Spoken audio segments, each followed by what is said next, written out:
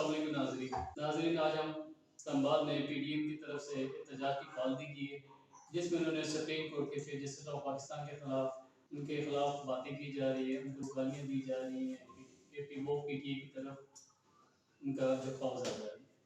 ناظرین اسی حوالے سے آج ہم نے اپنے پروگرام میں مدعو کیا ہے پی ٹی آئی کے سماجی شخصیت عادل عزیز، عزت خان لالا، ان کے ساتھ بیٹھے ہیں مروز صحافی جو سیاسی طور پہ گہری نظر رکھتے ہیں۔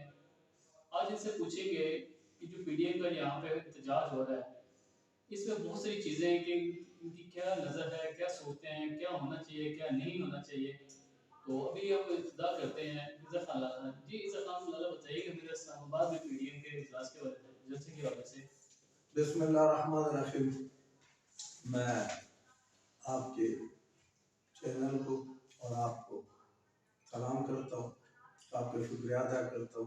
ابدار نیوز کو سوچنا میں بلایا، میرا ساتھ جو بیٹھا ہوا مہمان شوکت مغل صاحب، شیخ صاحب کے ساتھ انفارمیشن چلتی ہے پچھلے 30 سال سے، اور بڑا گہری نظر رکھتے ہیں سیاست کی بہت اچھی سی بات۔ میرے بھائی، احتجاج ہم نے زندگی بھر کیا، جب سے میں نے وہ سنبھالے 40-45 سال سے یہ احتجاج اور جلسے و جلوس، یہ احتجاج کم از کم میرا سمجھ تو کسا باہر ہے کہ وہ پارٹی احتجاج کر رہے جو ہے 13 پارٹی اور موجودہ ہر جگہ پر حکومت میں ہے۔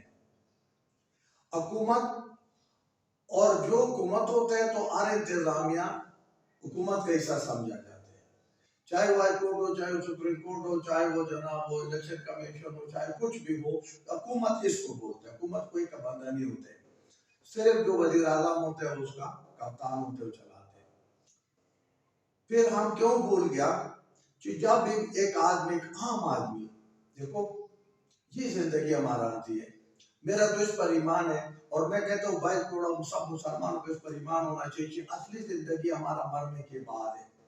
جب آپ میں کوئی منصب استعمال کرتے ہیں تو وہ جب ایک الف لیتے ہیں، اور عدالت پہ جب بھی جاؤ، میں بھی چھوٹا موٹا کیسوں میں عدالت میں گیا سناتے، وہ کہتے ہیں جو بندے سے بھی پوچھتے کہ جو کچھ کہوں گا سچ کہوں گا اور سچ کے سوا اور کچھ نہیں کہوں گا، اور عدالت جو ہے نا وہ صرف اور صرف اپنا اللہ کو جواب دے اور اپنا لفظ کو جواب دے۔ اچھا شکریہ مگر صاحب، یہ بتائیے گا آپ کہ اس میں جو دفعہ 144 نافذ ہے اسلام آباد میں، اب کہاں گئی دفعہ 144؟ اور جس طرح آپ نے دیکھا کہ پی ڈی ایم کے لوگ دروازہ پلان کے آ رہے ہیں، گیٹ توڑ رہے ہیں، جو ڈپلومیٹک ہے یا اس کو کہہ لیں گے ریڈ وے ہے۔ ندیم صاحب، اس ملک کی بدبختی ہے۔ میں وہ بات کروں گا جو قانون حقائق جو میں نے اپنی آنکھوں سے دیکھے ہوئے ہیں، ٹھیک ہے جی۔ سپریم کو یہ سینا گیٹ جیسے گیٹ توڑ کے اندر داخل ہوئے، کیا یہ کار سرکار میں مداخلت نہیں ہے؟ کسی جگہ پہ بھی کوئی سیکورٹی ایسی تعینات نہیں کی گئی۔ سر 11 جماعتیں مل کر، یقین مانے کہ جو کراؤڈ آپ نے بھی دیکھا ہے، میں نے بھی دیکھا ہے، ہر کسی کیمرے نے دیکھا ہے۔ مریم صاحب آئی، مولانا فضل الرحمان صاحب آئے، قابل احترام، اور کافی جماعتوں پہ آئے۔ سر میں پوچھتا ہوں ان سے، جناب والا سرکار، گورنمنٹ آپ کی، پھر کس چیز کا احتجاج؟ سپریم کورٹ کے سامنے جو لفظ آپ استعمال کر رہے ہیں، کیا ہمارے ادارے، ہماری یہ عدلیہ، اس پہ آپ اگر انگلی اٹھائیں گے تو سپریم کورٹ کے پیچھے 24 کروڑ عوام کھڑی ہے۔ صاحب یہ بتائیے گا کہ جس طرح انہوں نے پی ڈی ایم والے نے کیا ہے، اور سپریم کورٹ کے چیف جسٹس نے کہا تھا کہ عمران خان کو خوش آمدید کہہ دیا، آپ کے آنے سے مجھے بڑی خوشی ہوئی، یہ الفاظ کی بڑی تنقید کی جا رہی ہے، تو کیا یہ ان کا کہنا درست تھا؟ یا اس میں دیکھیں لوگ بہت احتجاج کر رہے ہیں، خاص طور پہ نون کے پی ڈی ایم کے لوگ، کہ وہ مہمان تھا، کیا وہ گیسٹ تھا، جو اسپیشل گیسٹ تھا، وہ ایک مجرم کی طرح وہ آنا تھا، اس نے اس حوالے سے بتائیے گا۔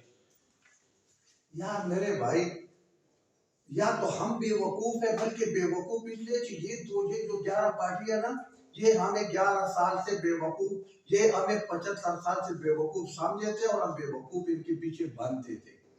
مثال میں دے رہا ہوں، اس نے اگر کہہ دیا کہ یہ جو ہے نا کیا نام ہے، میں آپ کو ویلکم کرتا ہوں یا خوش آمدید کہتا ہوں، اس حوالے سے کہا کہ دیکھو 26 سال سے دنیا مانے کہ ایک بہت بڑا پارٹی کا سربراہ، پھر آپ کے اس ملک کا وزیر اعظم، اس کے دستخطوں سے آپ کو کئی ممالک کے ساتھ ایک معاہدے اور ایک چیز ہوا.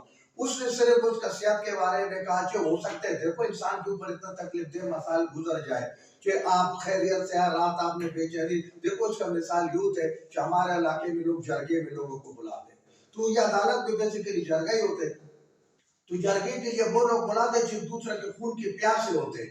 لیکن قانون وہاں یہی ہے کہ مثال کے طور پر ندیم صاحب آپ کے گھر یا شوکت صاحب کے گھر جب جرگے والا آتے ہیں نا تو وہ جو ایک دوسرے کی قتل و غارت کے وہ بھی دوسرے کے ہاتھ میں ملاتے اور کیا حال ہے اور کیسے، اس کا یہ مطلب نہیں کہ ان کا گزارتی نامہ ہو گیا، لیکن ایک آداب ہے، ایک اخلاق ہے کہ بھائی ہم شوکت مغل کے گھر میں آئے، ادھر جرگے کے لیے آئے تو ہم نے اپنا اپنا موقع بیان کرنے.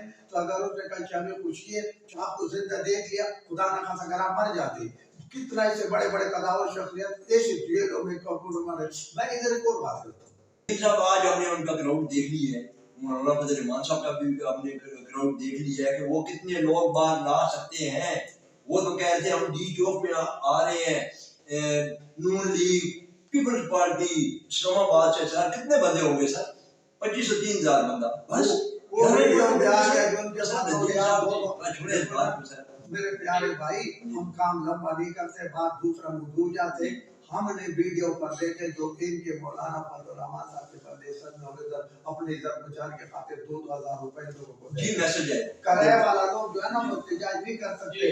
عمران خان کے تمام لیڈرشپ یا جیل گیا تھا یا کسی آدھا سے زیادہ نے خود کو خود اپنا آپ کو جیل میں بند کیا، آدھا سے زیادہ جیل بند ہو گیا، لیکن سارا دنیا اس کے لیے نکل آیا، مرد عورت بچے جوان بوڑھی یہ سمجھتے کہ عمران خان کے ساتھ زیادتی. جی بہت شکریہ آپ کا اللہ صاحب. ناظرین ابھی آپ نے گفتگو سنی، اپنے میزبان ندیم کو اجازت دیجیے. اللہ